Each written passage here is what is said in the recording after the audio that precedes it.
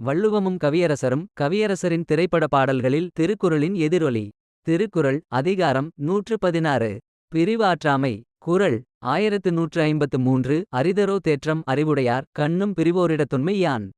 பிரியமாட்டேன் என்று சொன்னவரே ஒரு சமயம் பிரிந்து போகிறார். அறிவுடையாரே இப்படி என்றால் யாரைத்தான் நம்புவது என்று தெரியவில்லை. கவியரசரின் திரைப்பட பாடல். யாரைத்தான் நம்புவதோ பேதை நெஞ்சம். அம்மம்மா பூமியே யாவும் வஞ்சம். உறவெல்லாம் உள்ளாகும் உயிரெல்லாம் கல்லாகும். உறவெல்லாம் உள்ளாகும் உயிரெல்லாம் கல்லாகும்.